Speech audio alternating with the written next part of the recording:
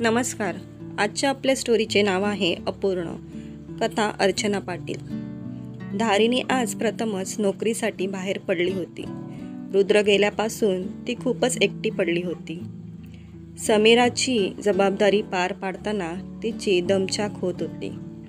समीराच्या आयुष्यातील वडील म्हणून रुद्रची रिकामी झालेली जागा धारिणीलाच भरून काढावी लागत होती. नोकरीमुळे तर धारिणीचे प्रश्न अजूनच वाढले. पण घरात बसून किती दिवस निघतील, त्यामुळे धारिणीसाठी नोकरी ही गरज बनली होती. एका हॉटेलमध्ये रिसेप्शनिस्ट म्हणून तिला जॉब मिळाला. पण रोजचं रेल्वेने अपडाऊन हा सर्वात मोठा प्रश्न होता तिच्यासाठी, कारण सवय नव्हती त्या गोष्टीची. पहिल्या दिवशी धारिणी तिचा भाऊ सारंगसोबत आली. सारंगने त्याच्या मित्राशी तिची ओळख करून दिली. ताई, हे सर्वजण तुला मदत करतील, कोणालाही हाक मार. नक्कीच, टेन्शन नका घेऊ मॅडम तुम्ही. घोळक्यातून एक आश्वासक आवाज आला. ताई, हा मंदार शेट्टे. हा आणि तू सोबतच उतरणार आहात. संध्याकाळीही हा तिकडून तुझ्यासोबत असेल. तर मग मी निघू आता?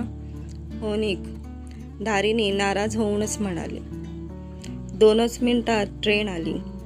धारिणी लेडीज डब्यात चढण्याचा प्रयत्न करत होती. सारंगचे सर्व मित्रही त्याच डब्यात चढले. अहो, हा लेडीज डब्बा आहे ना, मग तुम्ही सगळे याच डब्यात कसे?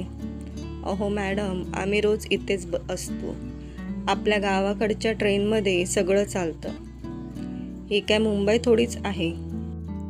मंदारच परत बोलला. धारिणी आता गप्पच बसली. मनातल्या मनात तिचा दिवस चांगला जावा असा विचार करू लागली. सावरगाव येताच धारिणी आणि मंदार ट्रेनमधून उतरले. चला मॅडम, मी सोडतो तुम्हाला. कशाला त्रास हो? त्यात कसला त्रास? तुम्ही सारंगच्या बहीण. सारंग माझा चांगला मित्र. सोडतो मी तुम्हाला. धारिणीचाही पहिलाच दिवस होता. ती सुद्धा घाबरलेली होती.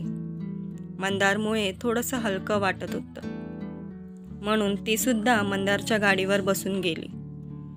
दिवस चांगलाच गेला. संध्याकाळी रेल्वेत पुन्हा ती मंदारला भेटली.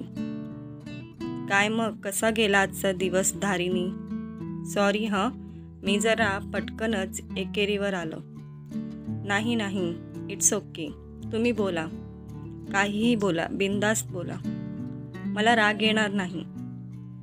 दोघेही घरी पोचले. दुसऱ्या दिवशी परत तोच किस्सा. हळूहळू मंदार आणि धारिणी चांगले मित्र बनले. सकाळ संध्याकाळ मंदार आणि धारिणी रेल्वेत भेटत होते.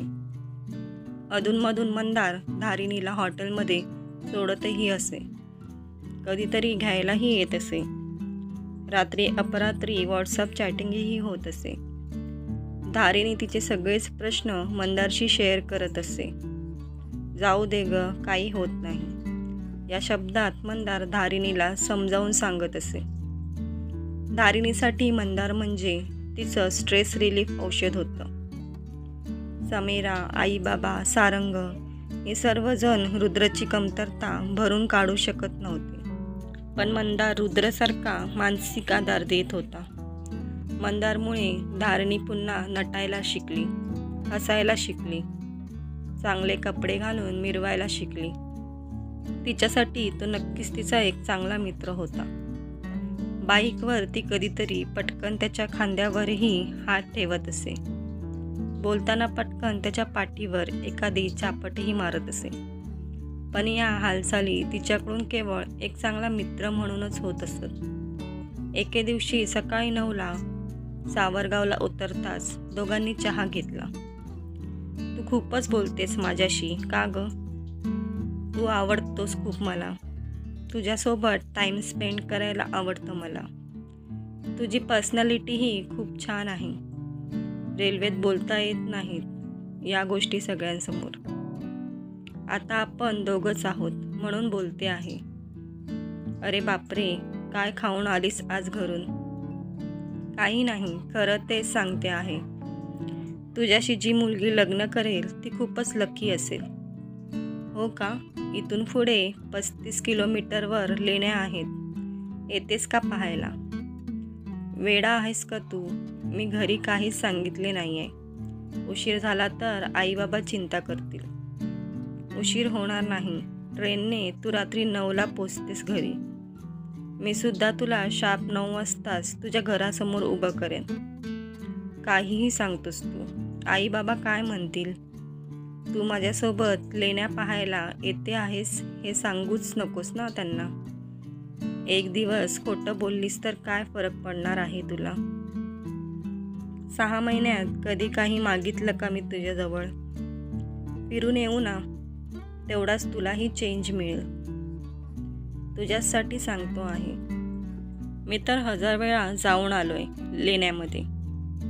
तर मित्रांनो, पुढील भाग लवकरच येईल. स्टोरी आवडल्यास व्हिडिओला लाईक करा आणि चॅनलला सबस्क्राईब करायला विसरू नका.